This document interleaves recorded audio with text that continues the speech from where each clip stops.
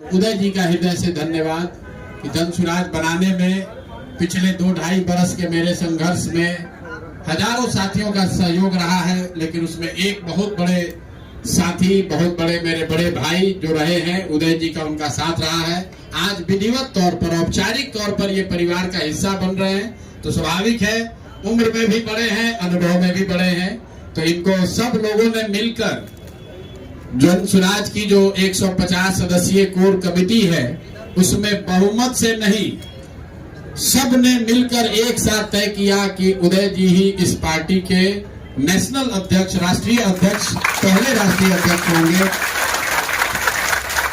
तो मैं अपनी ओर से, अपने सारे जन सुराज के साथियों की ओर से आपका अभिनंदन करता हूं। जन स्वराज का हमेशा पलायन का मुद्दा रहा है, लेकिन महाराष्ट्र सरकार ने पिछले कुछ दिनों में हिंदी को तीसरे भाषा के रूप में वहां पे दर्जा दिया था। लेकिन उसके बाद राज ठाकरे का बयान आता है कि हिंदी है हम, हिंदू हैं हम, लेकिन हिंदी हमें स्वीकार नहीं।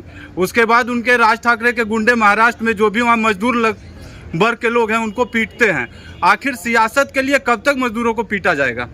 उसका तो एक ही उपाय है कि जब बिहार जो आज मजदूरों की मंडी बना हुआ, जब यहाँ रोजगार के अवसर पैदा होंगे, हमारे कल कारखाने लगेंगे, जितने।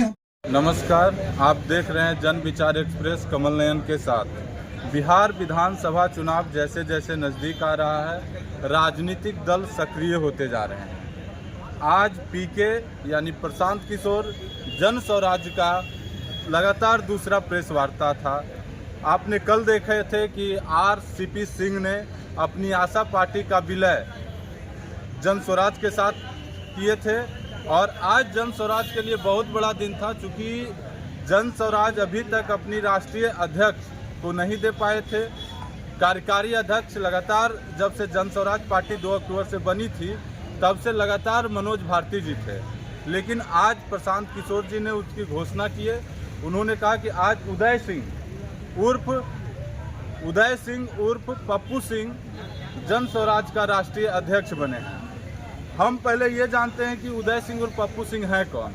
उदय सिंह लगातार 2 बार भाजपा के टिकट पर सांसद रहे हैं। इनकी राजनीतिक पृष्ठभूमि और शैक्षणिक पृष्ठभूमि भी इनके परिवार का बहुत अच्छा रहा है। इनके माताजी लगातार 2 बार सांसद रही हैं कांग्रेस की टिकट पर। इनके 5 भाई बहनों में 4 भाई बहन जो हैं सो भारतीय प्रशासनिक सेवा में अपना योगदान दे चुके हैं। इनके भाई एनके सिंह योजना आयोग के सदस्य रहे हैं, जदयू से राज्यसभा सांसद भी रहे हैं। तो निश्चित रूप से जन स्वराज को आज राष्ट्रीय अध्यक्ष उदय सिंह के रूप में मिले हैं। जन विचार एक्सप्रेस कमल नयन के द्वारा भी आज इस प्रेस वार्ता में हमने एक सवाल पूछा, जो कि पहले भी मैं अपना यूट्यूब पे और फेसबुक पे मैं पहले भी जो महाराष्ट्र में जो मजदूरों के साथ, जो बेबस लोगों के साथ जो वहाँ पीटा गया था, गाली गलौज किया गया था, बर्दता किया गया था, यहाँ पे मैं प्रेस वार्ता में इस बात को रखा, तो उनका जवाब आरसीपी सिंह ने दिए।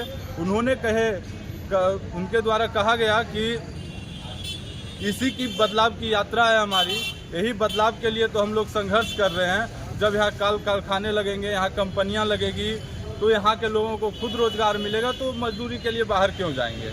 और दूसरी बात, पत्रकारों ने एक और सवाल उनसे पूछे कि शराबबंदी को लेकर के प्रेस वार्ता में प्रश्न हुआ। शराबबंदी पर आरसीपी सिंह जवाब देते हैं कि हमारी सरकार आएगी तो निश्चित रूप से शराबबंदी हटेगी। और उन्होंने लोहिया का जिक्र करते हुए कहे कि लोहिया कहा करते थे कि खाने पीने वाली चीज़ को कभी बैन नहीं किया जा सकता, उस पर कभी लगाम नहीं लगाया जा सकता। जिस तरह से हम देख रहे हैं कि शराबबंदी है, उन्होंने बताया कि जिस समय शराबबंदी हो रहा था उस समय हम शराबबंदी के खिलाफ थे, शराबबंदी हम नहीं चाहते थे बिहार में, क्योंकि उन्होंने अपना गांव का भी जिक्र किया कि मेरे गांव में भी शराब मिलता है। 6 लाख लोग जो अभी जेल जा चुके हैं, तो शराबबंदी के लिए जा चुके हैं। अगर शराबबंदी नहीं होता तो ये लोग जेल नहीं जाते, और इनको बेल कराना पड़ा, तो बहुत खर्चे हुए। इस तरह से उन्होंने शराबबंदी को फेल बताया। और इसी तरह का अपडेट के लिए आप हमारे चैनल एक्सप्रेस है उसको सब्सक्राइब करें, फेसबुक पर शेयर, लाइक, कमेंट करें।